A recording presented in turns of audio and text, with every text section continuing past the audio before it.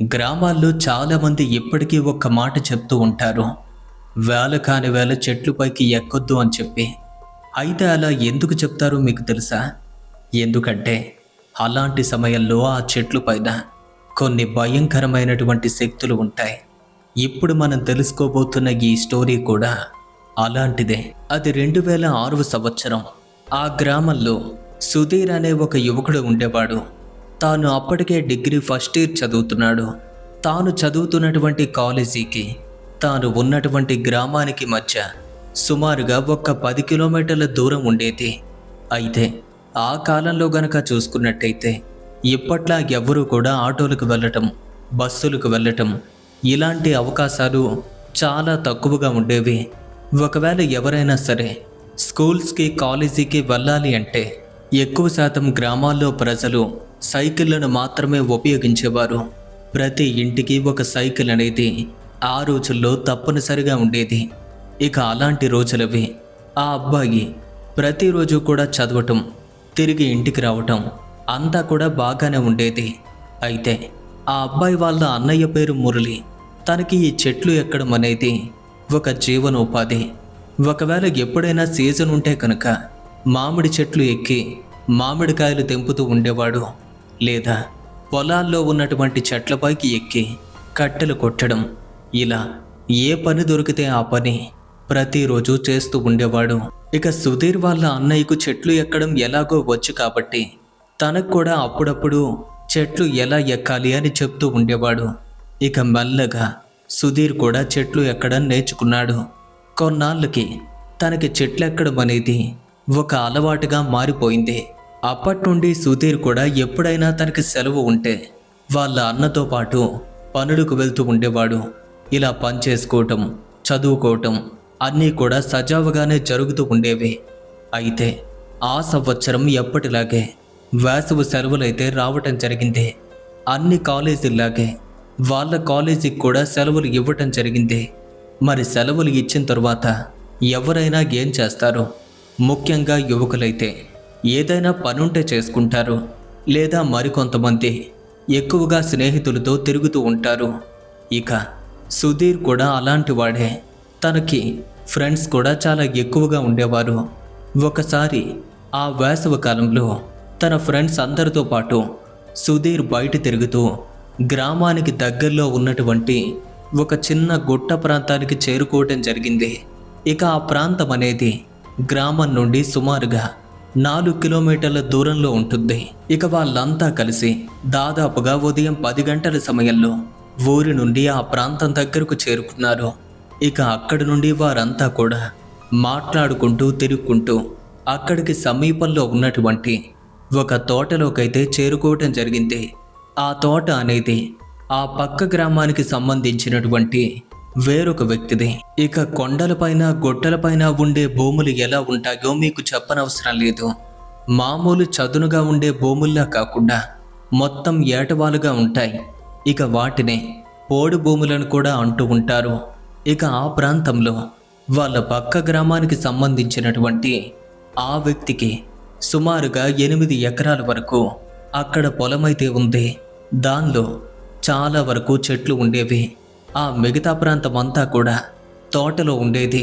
ఇక అక్కడ ఉండే చెట్లలో కూడా సుమారుగా 20 నుండి 30 వరకు పెద్ద పెద్ద కొబ్బరి చెట్లయితే ఉండేవి.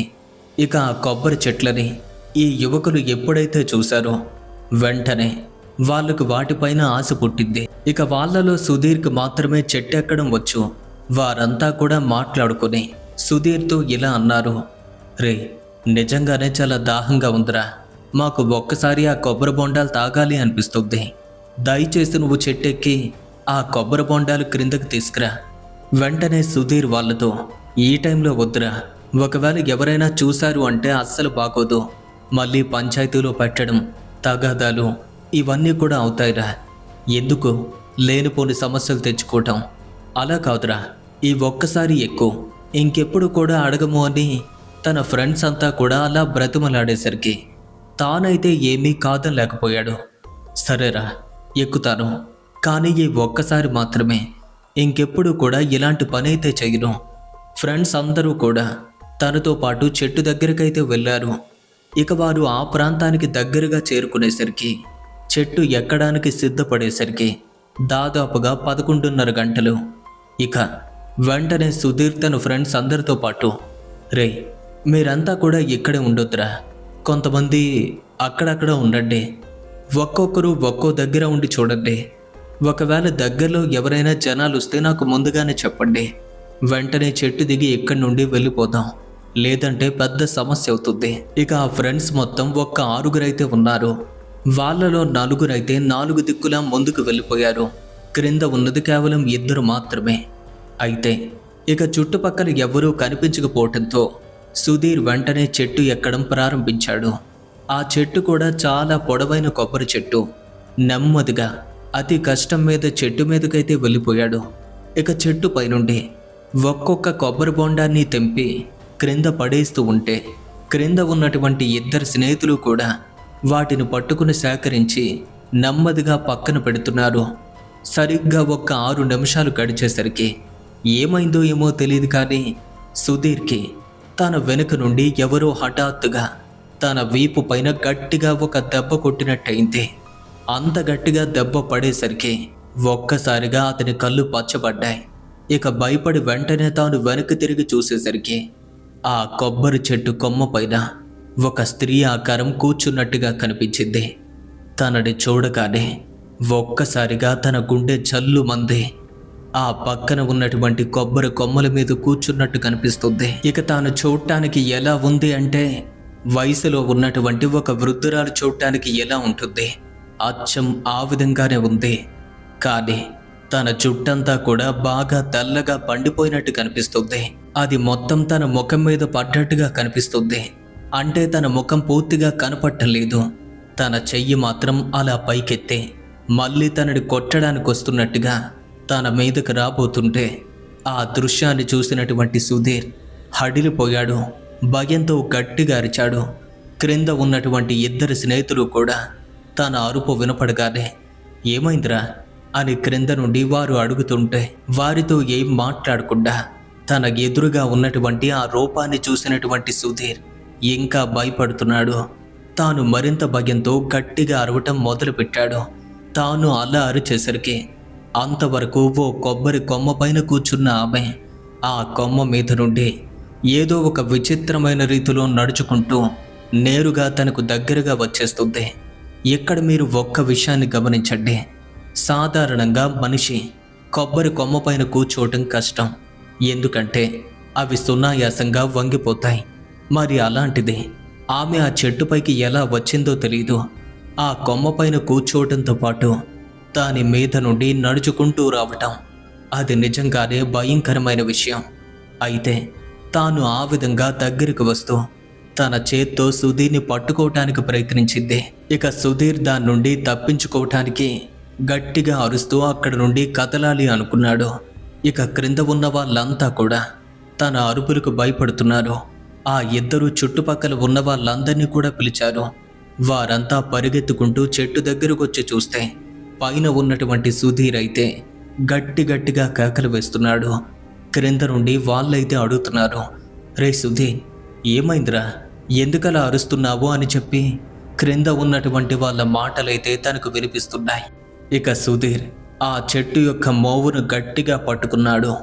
ఎదురుగా ఉన్నటువంటి ఆ స్త్రీ రూపం మాత్రం అక్కడి నుండి తనకు మరింత దగ్గరగా వచ్చి అచ్చం తాను ఏ విధంగా అయితే చెట్టు పైన కూర్చున్నాడో అదే పొజిషన్లో కూర్చొని తనని ఒక్కసారిగా పట్టుకుంది. అంతే, తాను అంత గట్టిగా పట్టేసరికి ఆ పట్టు కూడా చాలా దృఢంగా అనిపించింది. తన ఒంటి మీద చర్మం కూడా కూడిపోయినట్టుగా అనిపించింది. ఒడుము పట్టులా ఉంది. ఇక అంతవరకు కొంచెం దూరంలో ఉండటంతో తనకు దాని మొహం అయితే సరిగ్గా కనిపించలేదు. కానీ ఎప్పుడైతే అది దగ్గరకు వచ్చిందో ఆ క్షణం తన ముఖాన్ని చూశాడు సుధీర్. ఆ ముఖం ఎలా ఉంది అంటే పూర్తిగా మట్టిలో కుళ్ళిపోయినటువంటి ఒక మనిషి ముఖంలా కనిపిస్తుంది. అది కూడా చాలా విచిత్రమైన రీతిలో. తన ముఖాన్ని చూడగానే సుధీర్కి తరువాత ఏమైందో కూడా తెలీదు. ఎలా అంటే తనకేదో పూర్తిగా మైకం కమ్మేసినట్టుగా అయింది. ఏమీ అర్థం కాని ఒక వింతైన పరిస్థితిలోకి వెళ్ళిపోయాడు. ఇక ఒక్కసారిగా తన 2 చేతులు కూడా పట్టు తప్పి పడిపోతున్నాడు అనేసరికి మళ్ళీ తనకైతే స్పృహ వచ్చింది. ఆ 2 చేతులతోనూ కొబ్బరి కొమ్మను గట్టిగా పట్టుకున్నాడు.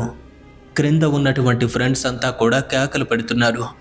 రేయ్, ఏమైందిరా నీకు? జాగ్రత్తగా చూసుకో, అసలెందుకురా అరిచావు, ఏమైంది అని వారు టెన్షన్ పెడుతున్నారు. ఇక సుధీర్ మాత్రం మొత్తానికి ఏదో ఒక పరిస్థితిలోకి వెళ్ళిపోయాడు. వారు ఎంత అరుస్తున్నా సరే తనకేమీ వినిపించడం లేదు. తన దృష్టంతా కూడా పూర్తిగా ఆ రూపం మీద ఉంది. మెల్లగా కొమ్మను పట్టుకుంటూ మళ్ళీ చెట్టుపైకైతే ఎక్కేశాడు. ఇప్పుడు తన ఎదురుగా మళ్ళీ ఆ రూపం కనిపిస్తుంది. కానీ ఈసారి దాన్ని చూసి తాను భయపడలేదు. ఏదో ఒక మనిషితో మాట్లాడుతున్నట్టుగా, అసలెవరు మీరు, ఎక్కడేం చేస్తున్నారు అని మాట్లాడుతూ ఉంటే క్రింద ఉన్న ఫ్రెండ్స్ అంతా కూడా ఆశ్చర్యంగా, ఏమైందిరా నీకు, ఎవరితో మాట్లాడుతున్నావురా అని వాళ్ళు అడుగుతున్నారు. వారికి ఏ సమాధానం కూడా చెప్పలేదు. తాను ఆ విధంగా మాట్లాడుతూ ఉంటే తన ఎదురుగా ఉన్నటువంటి రూపం మాత్రం తనని మభ్యపెట్టి అతని కళ్ళల్లోకి సూటిగా చూస్తూ, నువ్వేం భయపడకు, నేను నిన్నేమీ చెయ్యను, కానీ నువ్వు నాకు ఒక మాట ఇవ్వు, నేను నీతో పాటు మీ ఇంటికి వచ్చేస్తాను, నీ శరీరంలో నేను కూడా ఉంటాను, ఇక నుండి మనిద్దరం హాయిగా ఉండొచ్చు అని అచ్చం ఒక మనిషి మాట్లాడుతున్నట్టుగా మాట్లాడుతుంది. ఇక సుధీర్ అప్పటికే దాని మాయలో పడి, సరే నువ్వు కూడా నాతో పాటు రా అని అనగానే వెంటనే అక్కడ కనిపిస్తున్న ఆ రూపం ఒక్కసారిగా తన కళ్ళ దగ్గరకు వచ్చి ఆ క్షణం అదృశ్యమైపోయింది. తరువాత వాడికి ఏమైందో కూడా తెలీదు. అంతా మామూలుగా అయిపోయింది. అంటే మామూలు మనిషిలాగా మారిపోయి అక్కడేమీ జరగనట్టుగా యథావిధిగా పైన ఉన్నటువంటి కొబ్బరి బొండాలన్నీ కూడా తెంపి క్రింద పడేయటం మొదలుపెట్టాడు. ఇక అప్పటికే క్రింద ఉన్నటువంటి ఫ్రెండ్స్ అంతా కూడా టెన్షన్ పడుతూ కొంచెం కంగారుగా సుధీర్ని చూసి, అసలేమైందిరా నీకు, ఏం చేస్తున్నావో నీకైనా అర్థమవుతుందా అని అడుగుతూ ఉంటే సుధీర్ అప్పుడు వాళ్ళని చూస్తూ, నాకేదో అవటమేంట్రా, అయినా మీకేమైంది, మిమ్మల్ని నేను అక్కడే ఉండమని చెప్పాను కదా, అయినా మీరు అక్కడ ఉండకుండా ఇక్కడికి ఎందుకు వచ్చేశారు, ఎవరైనా వస్తే మళ్ళీ ఇబ్బంది అవుతుంది, వెళ్ళిపోండి అని చెప్పాడు. వాళ్ళకైతే అస్సలు బుర్ర పనిచేయలేదు. అసలు ఏమైందిరా నీకు, ఇంతవరకు నువ్వు ఎందుకు అరిచావు, అది చెప్పు అంటే, నాకేమీ కాలేదురా, సరే నువ్వు ముందైతే చెట్టు క్రిందకురా, మాట్లాడుకుందామని చెప్పారు, ఇంకొంచెం కొబ్బరి బొండాలు ఉన్నాయి కదా, వాటిని తెంపేసి దిగుతాను అనేసరికి మర్యాదగా క్రిందకు దిగిరా అని వాళ్ళంతా గట్టిగా మాట్లాడేసరికి, మీకేమైందిరా, ఇంతవరకు బాగానే ఉన్నారు కదా, ఇప్పుడెందుకు ఇలా మాట్లాడుతున్నారు అని వెంటనే పైనుండి తానైతే క్రిందకు రావడం జరిగింది. ఇక తాను క్రిందకొచ్చిన వెంటనే ఫ్రెండ్స్ అంతా కూడా అడుగుతున్నారు, ఎందుకలా అరిచావు, అసలు ఎవరితో మాట్లాడుతున్నావు అని చెప్పి. రే, మీకేమైనా పిచ్చారా, మీరెందుకు ఇలా అంటున్నారు? ఇక వాళ్ళకేమీ అర్థం కాలేదు. ఒకరు ముఖాలు ఒకరు చూసుకుంటున్నారు. సరే, ఈ విషయాన్ని ఎక్కడితోనే వదిలేద్దాము అనుకున్నారు. ఇంకా ఎక్కడే ఉండదు కానీ లోపలికి వెళ్ళిపోదాం అని అంతవరకు తెంపి ఉన్నటువంటి ఆ కొబ్బరి బొండాలన్నింటినీ కూడా తీసుకుని ఒక్కొక్కరు కొన్ని కొన్ని బొండాలు చేతులతో పట్టుకుని అక్కడి నుంచి కొంచెం ముందుకు వెళ్ళి అక్కడే ఆ కొబ్బరి బొండాలు కొట్టి నీళ్లు తాగేయటం జరిగింది. ఇక ఆ తతంగమంతా కూడా జరిగేసరికి దాదాపుగా 12:30 గంటలైతే దాటిద్ది. అంటే సుమారుగా గంట సమయంలోనే ఇదంతా కూడా జరిగిపోయింది. సరే, ఇంక పదండి వెళ్దామని చెప్పి వాళ్ళంతా నడుచుకుంటూ అక్కడి నుండి బయలుదేరటమైతే జరిగింది. వారంతా ముందు నడుస్తూ ఉంటే కేవలం సుధీర్ మాత్రమే వెనక్కి నడుస్తున్నాడు. మొదట్లో కొంచెం దూరంలోనే ఉండేవాడు. వారు మరి కాస్త ముందుకు వెళ్ళేసరికి వారి నుంచి మరికొంచెం దూరం జరిగిపోయాడు. ఇక వాళ్ళంతా కూడా నడుచుకుంటూ సుమారుగా 50 మీటర్లైతే ముందుకు వెళ్ళిపోయారు. ఇక అప్పుడు వారు హఠాత్తుగా వెనక్కి తిరిగి చూస్తే వాళ్ళకు అక్కడ సుధీర్ అయితే కనిపించలేదు.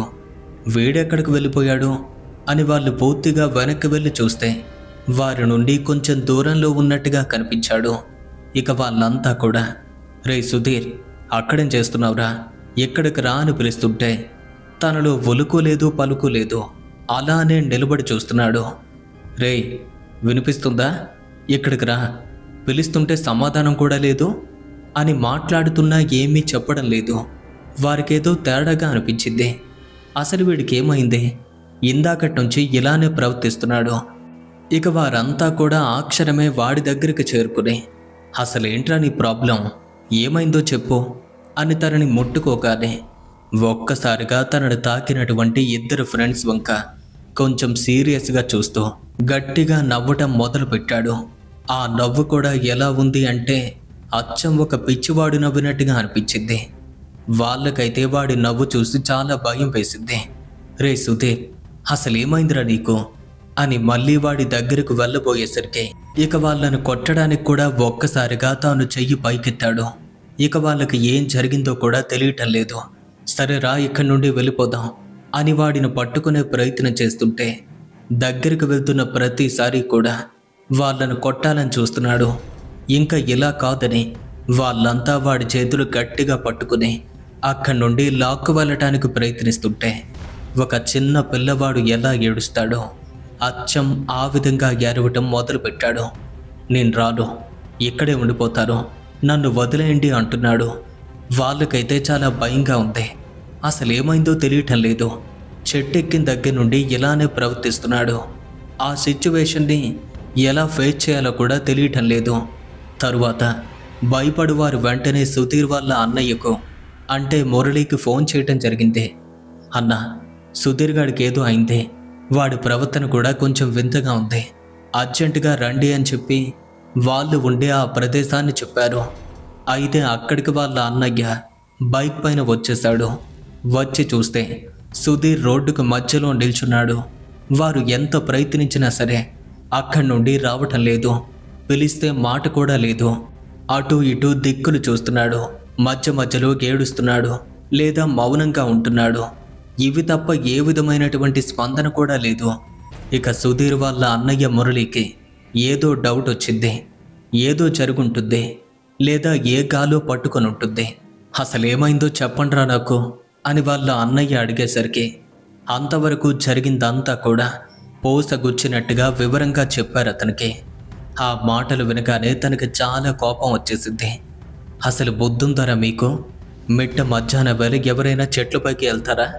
పనికిమాలిన పనులు చేశారు కాబట్టి ఇక్కడి వరకు వచ్చింది. సరే, వాడిని తీసుకొచ్చి బండిపైకి ఎక్కించండి అనేసరికి అంతవరకు కేవలం వారి నుండి విడిపించుకోవటానికి మాత్రమే ప్రయత్నించేవాడు.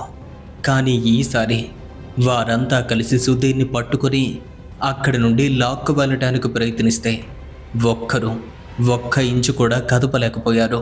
ఇక మామూలుగా సుధీర్ అయితే చాలా సన్నగా ఉండే అబ్బాయి, చాలా బక్కగా ఉంటాడు. మరి ఆ క్షణం వాడిలో ఏం ప్రవేశించిందో తెలియదు. ఏ ఒక్కరూ కూడా కదిలించలేనంత బలంగా మారిపోయాడు. ఎలా అంటే చాలా పెద్ద బరువున్న మనిషిలా మారిపోతున్నాడు. తనని అస్సలు కదపలేకపోతున్నారు. పూర్తిగా బరువెక్కిపోతున్నాడు. ఇక అప్పుడే సుధీర్ వాళ్ళ అన్నయ్య అయితే అక్కడికొచ్చాడు. ఇలా వదిలేస్తే లాభం లేదని సుధీర్ని పిలవటానికి ప్రయత్నించాడు. కానీ సుధీర్లో ఏ స్పందన లేదు.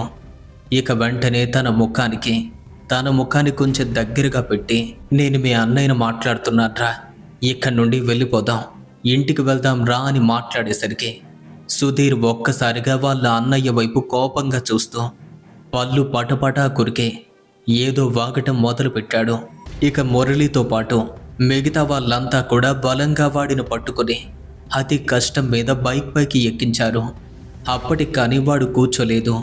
మళ్ళీ మధ్యలో ఎక్కడైనా పడిపోతాడేమో అన్న భయంతో బైక్ వెనకే ఇంకో ఫ్రెండ్ అయితే కూర్చుండగా బైక్ ముందు కూర్చున్నది సుధీర్ వాళ్ళ అన్నయ్య.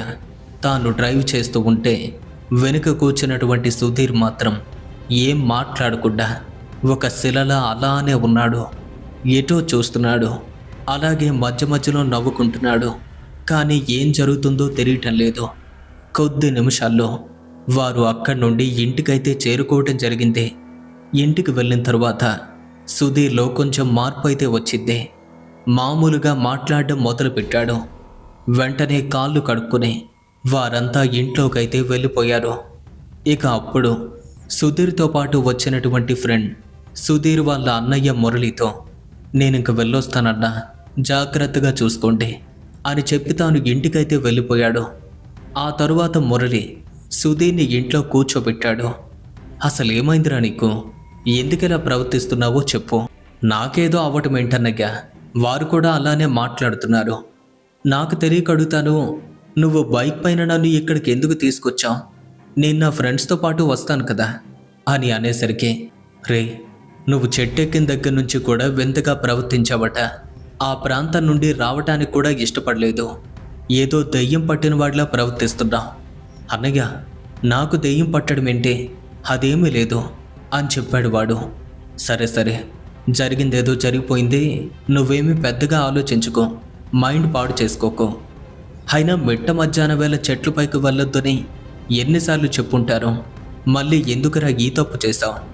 అన్నయ్య, నేనెక్కనని చెప్పాను, కానీ నా ఫ్రెండ్స్ అంతా కూడా బ్రతిమాలేసరికి ఇంక ఎక్కకు తప్పలేదు. సరే, కానీ ఇంకెప్పుడు కూడా ఇలా చెయ్యను, ఇంకెప్పుడు ఎక్కనగాక ఎక్కను అని వాళ్ళ అన్నయ్యకైతే మాటిచ్చాడు. ఆ తర్వాత వాళ్ళ అమ్మా నాన్నలు కూడా ఎక్కడో పని చేసుకుని మధ్యాహ్నం భోజన సమయానికల్లా వారు ఇంటికి రావటం జరిగింది. ఇక వారంతా కూడా భోజనం కోసం కూర్చున్నారు. సుధీర్ వాళ్ళ అమ్మగారు ఒక్కొక్కరికి భోజనం వడ్డిస్తూ ఉంటే, ఇక అందరిలానే సుధీర్కి ప్లేట్లో అన్నం పెట్టేసరికి అంతవరకు మామూలుగా ఉన్న సుధీర్ ఒక్కసారిగా కోపంతో ఊగిపోతూ గట్టిగా అరుస్తూ ఆ ప్రదేశం నుండి పైకి లేచి వెంటనే అన్నాన్ని తన కాలుతో గట్టిగా తన్నాడు. తాను అలా తన్నేసరికి ఆ ప్లేట్ ఎగిరి పక్కనే ఉన్న గోడకు తగిలి మరీ పడిపోయింది. ఆ దృశ్యాన్ని చూసినటువంటి వాళ్ళ అమ్మ నాన్నలతో పాటు మురళి కూడా ఆశ్చర్యపోయాడు. తాను అలా చెయ్యగానే వారికి చాలా కోపం వచ్చింది. కానీ అప్పటికే విషయాన్ని గమనించినటువంటి మురళి, అసలేమైందిరా నీకు? ఏం కావాలి? మధ్యాహ్నం నుండి ఎందుకెలా సతాయిస్తున్నావు? పిచ్చి పిచ్చిగా ఉందా నీకు అని కోపంతో సుధీర్ని కొట్టడానికి ముందుకొచ్చేసరికి ఇక అంతవరకు ఒకలా ఉన్నటువంటి సుధీర్ ముఖం ఒక్కసారిగా ఓ రకంగా మారిపోయింది. తన మీదికి కోపంతో ఉనికి వస్తున్నటువంటి సుధీర్ వాళ్ళ అన్నయ్యను సుధీర్ కోపంగా చూస్తూ ఒక్కసారిగా తన కాలితో గట్టిగా తన్నాడు. తాను అంత గట్టిగా తన్నేసరికి మురళి ఆ దాటిని తట్టుకోలేక అక్కడికక్కడే నేలపైన పడిపోయాడు. పడిన వెంటనే స్పృహ కోల్పోవటం జరిగింది. ఇక అక్కడే ఉన్నటువంటి వాళ్ళ అమ్మ నాన్న ఇద్దరూ కూడా క్రింద పడినటువంటి మురళిని పైకి లేపడానికి ప్రయత్నించారు. అసలు మురళిలో చలనమే లేదు. ఎలా అంటే కాసేపటి వరకు ప్రాణం పోయిన మనిషిలా అయిపోయాడు. ఇక భయపడిపోయినటువంటి వాళ్ళ నాన్నగారు పక్కనే ఉన్నటువంటి ఒక పెద్ద కుండతో నీళ్లు తెచ్చి మురళి ముఖం పైన చల్లేసరికి అప్పుడు స్పృహలోకి వచ్చినట్టయ్యాడు. తేరుకోవటంతోనే మురళి వాళ్ళ తమ్ముడైనటువంటి సుధీర్ని చూసి భయపడుతూ వెనక్కి జరిగిపోతున్నాడు. నాన్న, వీడి గాలి సోకింది, దెయ్యం పట్టింది అని గట్టిగా అరుస్తూ మీరు కూడా వెనక్కి వెళ్ళండి, లేదంటే మనందరినీ కూడా చంపేస్తాడు అని చెప్పి వాళ్ళని వెంటనే ఇంటి నుండి బయటకు తీసుకువెళ్ళిపోయాడు. ఇక లోపల ఉన్నటువంటి సుధీర్ మాత్రం వాళ్ళ వైపు కోపంగా చూస్తూ, మర్యాదగా ఒళ్ళు దగ్గర పెట్టుకుని ఉండండి, నా మీదే చెయ్యెత్తుతావా? ఎంత ధైర్యం నీకు? ఇంకొకసారి ముందుకొచ్చావంటే ఏం చేస్తానో తెలియదు అని కోపంతో అరుస్తూ వారిని తిట్టడం మొదలుపెట్టాడు. ఇక మురళికి అంతా అర్థమవుతుంది, కానీ వాళ్ళ అమ్మా నాన్నలకు అంతా అయోమయంగా ఉంది. అసలు ఏమైంది అని అడగగానే మురళి వాళ్ళకు జరిగిందంతా కూడా చెప్పాడు. ఇక అప్పటికే లోపల ఉన్నటువంటి సుధీర్ యొక్క అరుపులు కేకలు ఇంకా ఎక్కువగా బయటకు వస్తూ ఉండటంతో ఆ వీధిలో ఉన్న వాళ్ళంతా కూడా బయటకొచ్చారు. ఏమైంది అని వాళ్ళంతా దగ్గరకొచ్చి చూస్తే ఇంట్లో ఉన్నటువంటి సుధీర్ మరింత కోపంతో లోపల ఉన్నటువంటి ప్రతి ఒక్క వస్తువుని నేలపైకి విసిరి కొట్టి ఇల్లు మొత్తాన్ని ధ్వంసం చేసి మరింత గట్టిగా ఒక మృగంలా అరవటం మొదలుపెట్టాడు. వీధిలో వాళ్ళంతా కూడా ఆశ్చర్యపోయారు. మరికొంతమంది అయితే తన ప్రవర్తన చూసి తనకి దగ్గరగా వెళ్ళాలంటేనే భయపడుతున్నారు. అసలు ఏం జరిగింది అని అడగ్గా వారందరికీ అర్థమైన విధంగా అన్ని విషయాలు వివరంగా చెప్పాడు మురళి. తనకేదో శక్తి ఆవహించి ఉంటుంది, అందుకే వారు కంట్రోల్ చేయలేకపోతున్నారు అని తెలిసింది. అయితే వారు ఇంకా అలానే నిలబడి చూస్తుంటే ఆ పక్కింట్లో ఉన్నటువంటి ఒక పెద్దావిడ ముందుకొచ్చింది. చూస్తుంటే అబ్బాయి పరిస్థితి శృతి మించినట్టుగా ఉంది. ఇలానే వదిలేస్తే ఏదైనా జరిగే ప్రమాదం ఉంది. ఓ పని చేయండి, మనమంతా కూడా ఒక్కసారి ముందుకు వెళ్ళి ఎలా అయినా సరే వాడిని అదుపు చేయాలి, లేదంటే వాడు ఏమైనా చేసుకుంటాడు అని చెప్పగా, లేదు లేదు, వాడు అదే కోపంలో మనపైన కూడా దాడి చేసే ప్రయత్నం చేస్తాడు.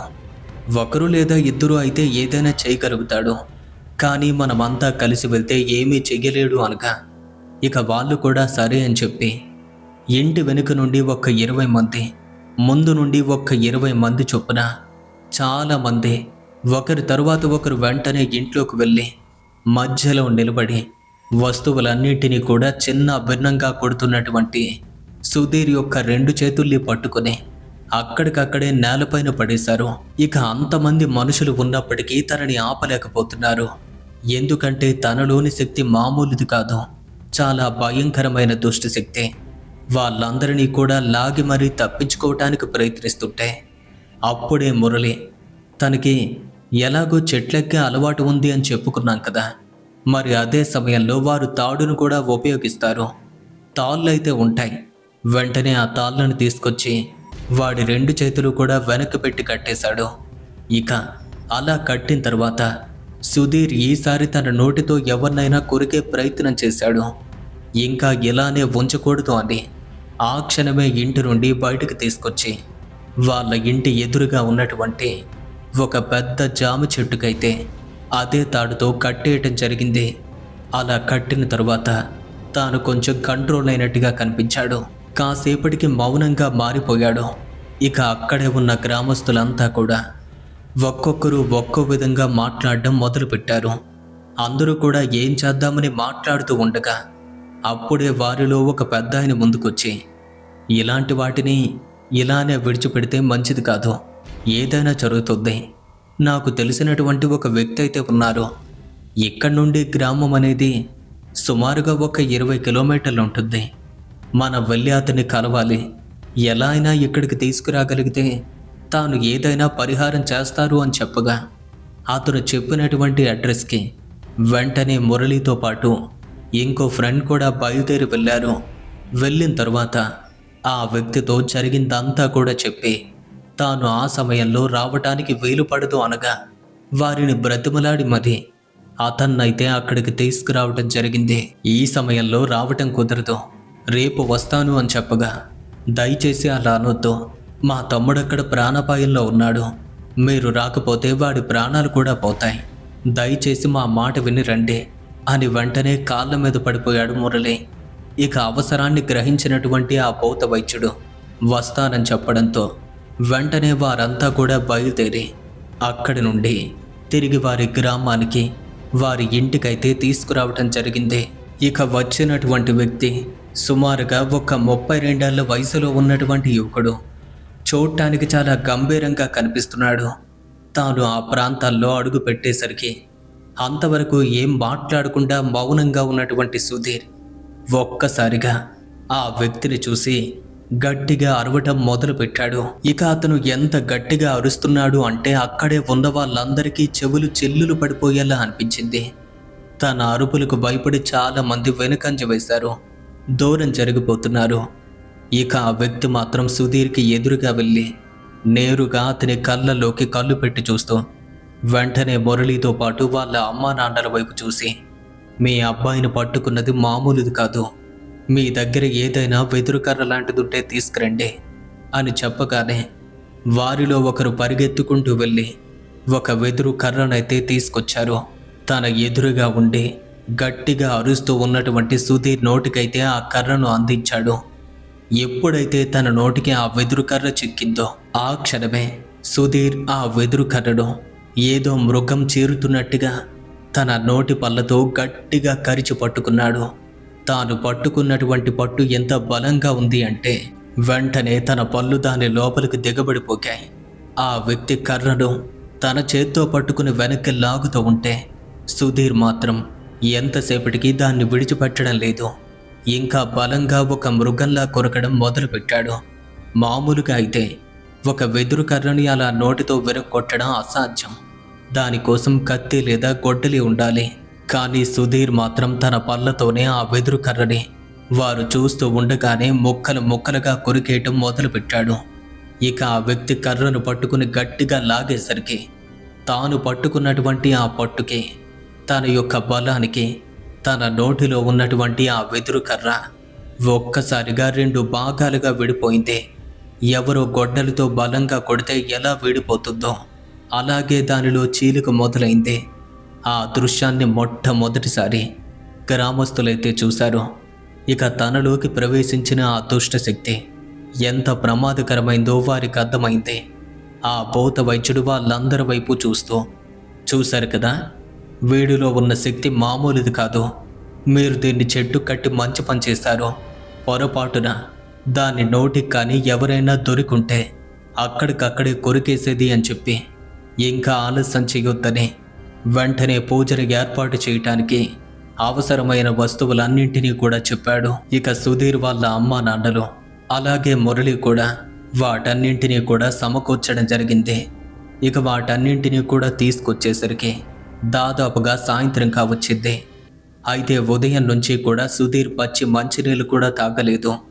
కనీసం మా అబ్బాయి కడుపులో ఏమీ లేదు, ఏదైనా పెట్టొచ్చా అని చెప్పి సుధీర్ వాళ్ళ అమ్మ ఆ భూత వైద్యుడిని అడిగేసరికి వెంటనే ఆ భూత వైద్యుడు తన వంక కోపంగా చూస్తూ, బుద్ధుందా మీకు? ఇందాకే కదా నోటికో వస్తువు దొరకగానే ముక్కలు చేశాడు.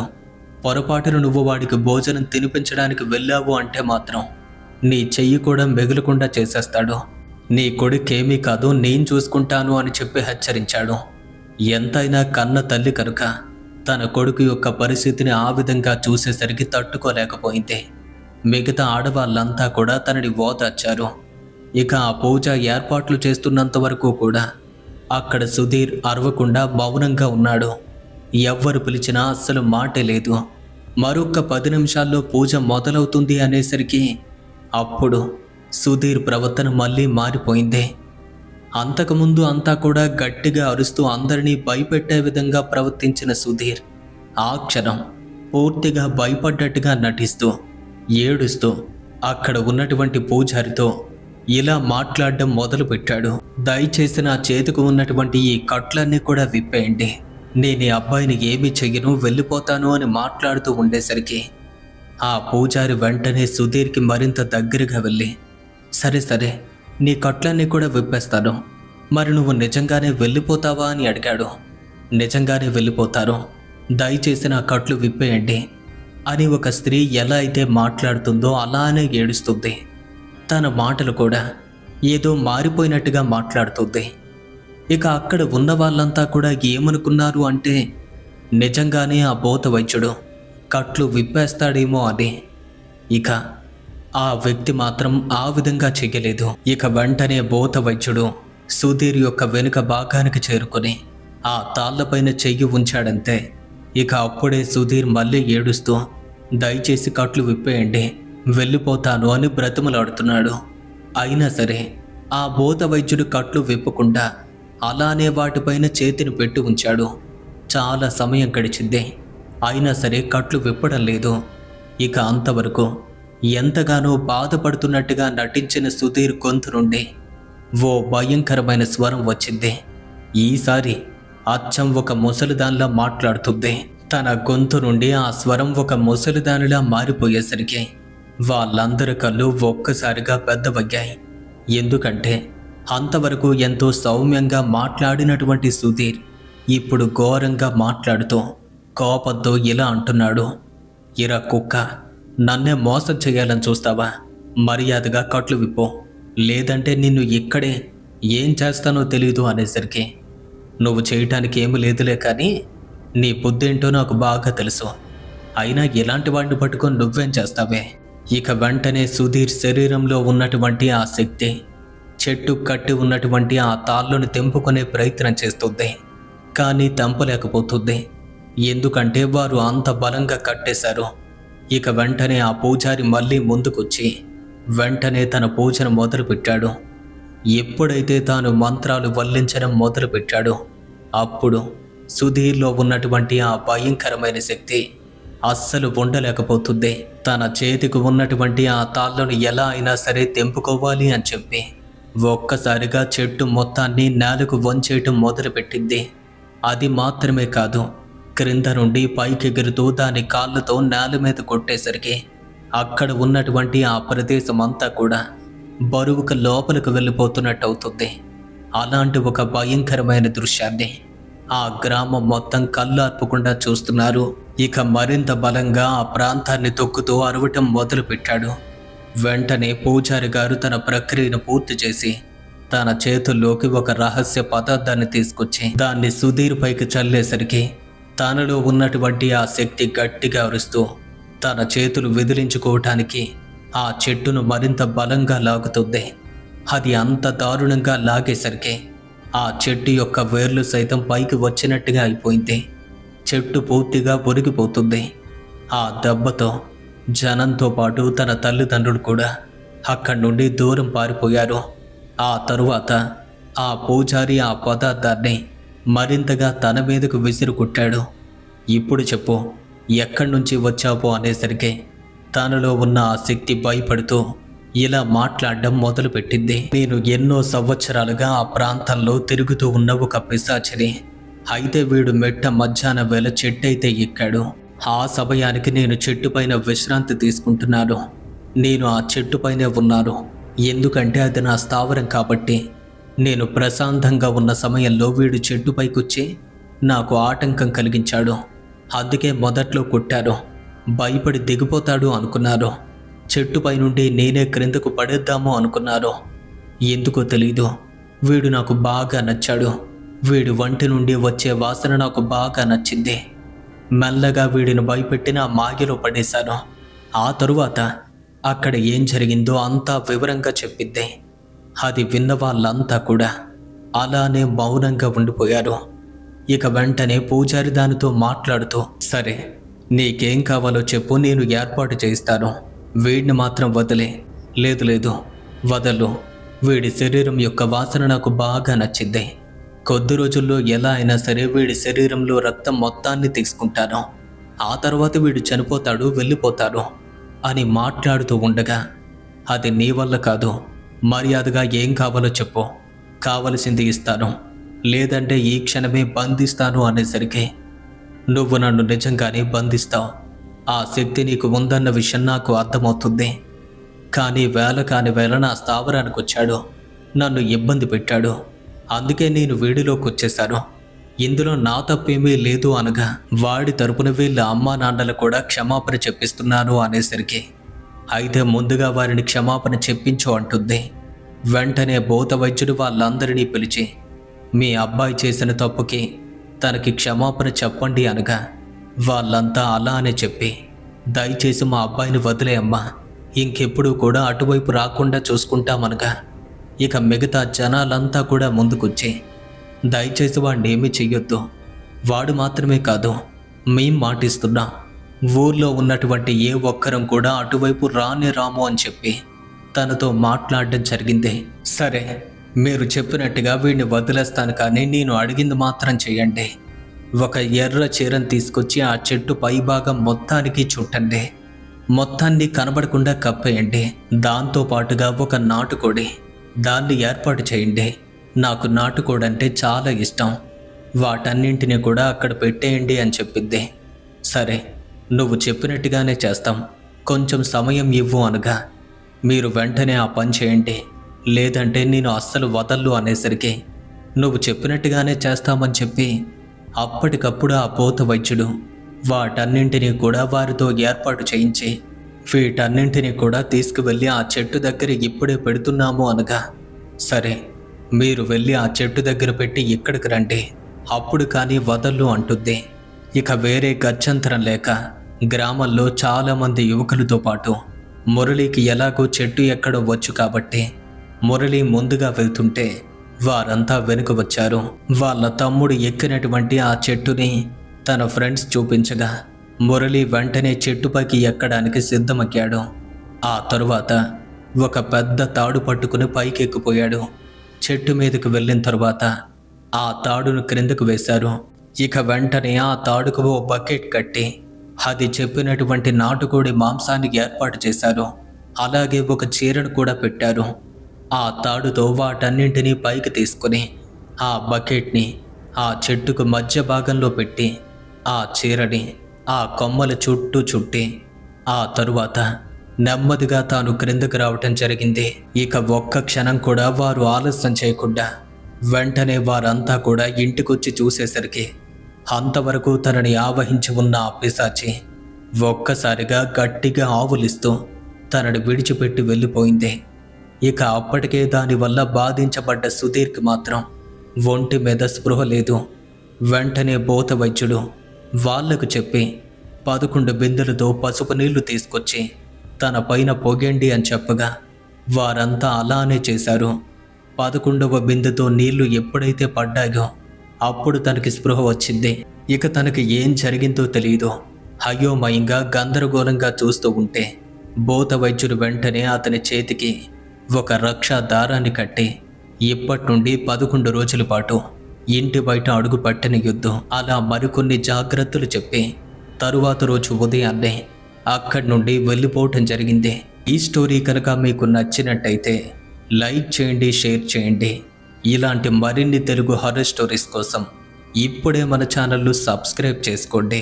మీ జీవితంలో జరిగినటువంటి ఏదైనా సంఘటనను కానీ మీకు తెలిసినటువంటి స్టోరీలను కానీ మాతో షేర్ చేసుకోవాలి అనుకుంటున్నారా? అయితే మన యొక్క ఇన్స్టాగ్రామ్కి మీరు డైరెక్ట్గా మెసేజ్ చేయొచ్చు.